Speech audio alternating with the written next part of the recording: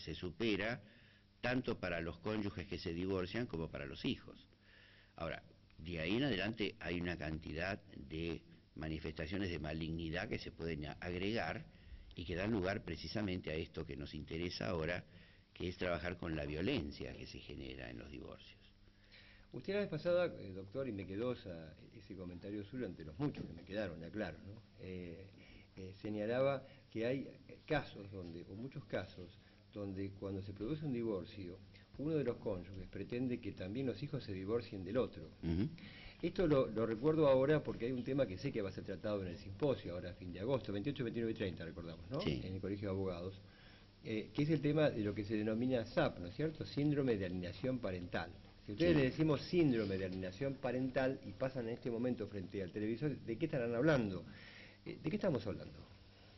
Bueno, en realidad es una denominación que instaló un psiquiatra norteamericano que falleció hace un par de años, que se llamaba Richard Gardner, que se había especializado en, primero como psiquiatra infantil, era psicoanalista, y después se dedicó mucho a todos los problemas relacionados con lo jurídico, como perito de partes y peritos de tribunales. Y lo que él llama el síndrome de alienación parental es cuando, después de un divorcio, uno de los cónyuges trata de que los hijos también se divorcien del otro cónyuge. Y en realidad, esto que estoy describiendo sería lo que podríamos definir como la alienación parental simple.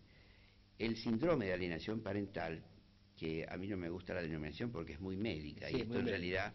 ¿Por qué decimos alienación? Para que la gente lo entienda, doctor. Alienación, en este caso, no tiene nada que ver con la alienación mental. Con la cordura o con la falta de cordura. Acá alienación significa alejamiento. Ajá.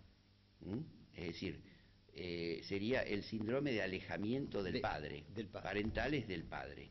Del padre en términos genéricos, padre o madre. ¿Pero estadísticamente es una cuestión de género en esto? Bueno, había cuando Gardner lo describió por primera vez. Ajá. Y por eso dijeron que era machista, que esto era un ataque a las mujeres, etcétera. Más o menos, el 90% de los progenitores alienados, excluidos, eran los padres varones, y un 10% mujeres.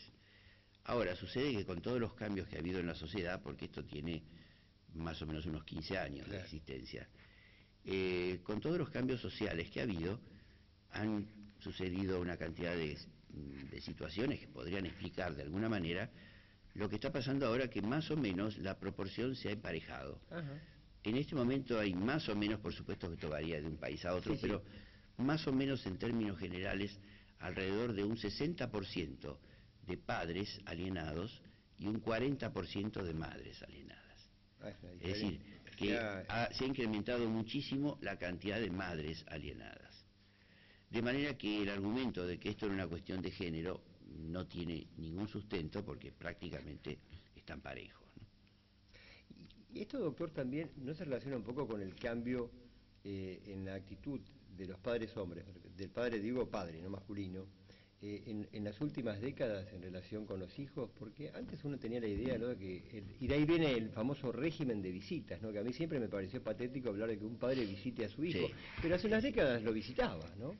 Y ahora ha cambiado un poquito la posición del hombre y frente a la mujer reacciona distinto. Yo creo que sí, hay cambios importantes en las mujeres y en los varones. En alguna medida se podría decir que los varones se han maternalizado un poco.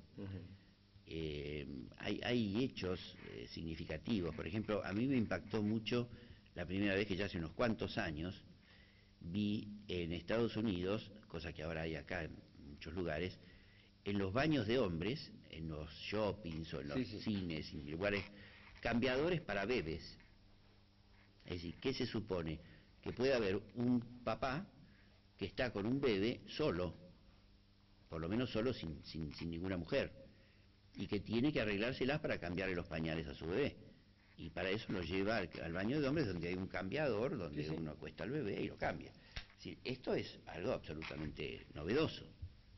Se está percibiendo el cambio, por eso ya se está previendo, por ejemplo, en los centros de consumo masivo, donde están estos... Sí, sí, acá en los shoppings y demás existen, esto está perfectamente visible, ¿no? Y esta modificación puede haber producido algún... Estamos generalizando desde ya, pero para dar una pauta, doctor, ¿usted percibe que esto ha generalizado algún tipo de respuesta en la conflictiva? Digo, una conflictiva novedosa a partir de ese cambio en la conflictiva clásica post-divorcio. Mire, hay una reacción general, pero que a mí no me gusta generalizar, pero hay una reacción general de muchas mamás que sienten que les están cuestionando, les están quitando un lugar. Ajá. Esto es tan disparate como el que podríamos plantear si los hombres cuestionaran que las mujeres nos están quitando el trabajo, por ejemplo. Claro. Es decir, tanto derecho legítimo tienen las mujeres a trabajar como los padres a tener un vínculo más estrecho con los hijos. Por otro lado, psicológicamente está demostrado que en el proceso familiar las funciones parentales y las funciones de los padres tienen que ser administradas en una proporción relativa suficiente, que no exceda de una diferencia mayor del 70 y el 30%. Es decir, cuando un chico tiene menos del 30% de papá, esto significa horas de contacto, influencia, de relación, esto ya es en detrimento de su construcción de su identidad. Entonces esto es muy importante en las situaciones de divorcio, porque actualmente encontramos regímenes de visitas, entre comillas, de divorcios, en los que el papá puede ver al hijo unas pocas horas, una vez cada 15 días. Y esto es, desde el punto de vista psicológico, para ese chico esto es deficitario, esto es dañino. Y que viola reglas de la naturaleza, ¿no? Digo, biológicas. Naturalmente. Y de contacto. Estas son situaciones que están ahora en cambio, ¿no? O en reanálisis, digo, a partir de todas estas... Están en cambio, pero por supuesto que provocan reacción por el otro lado. Ahora, esto, insisto, no se puede generalizar. Cuando hablamos de alienación parental, esta es una clara patología social.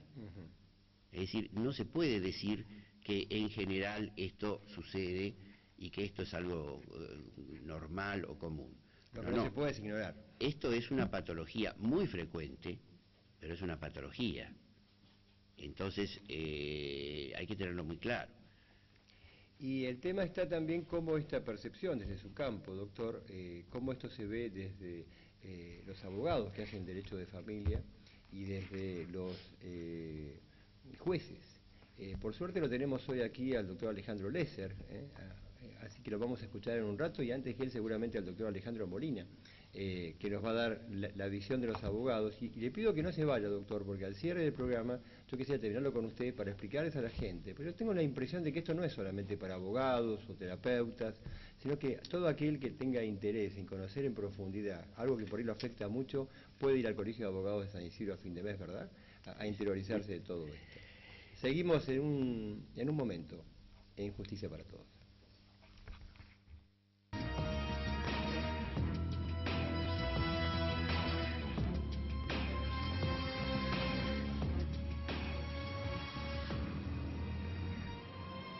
Vamos, adentro, afuera, adentro, vamos, no paro, puntualizando, esto es fácil, dale, dale, 1, 2, 1, 2, ahí está, Carlos, dale, dale, no está, el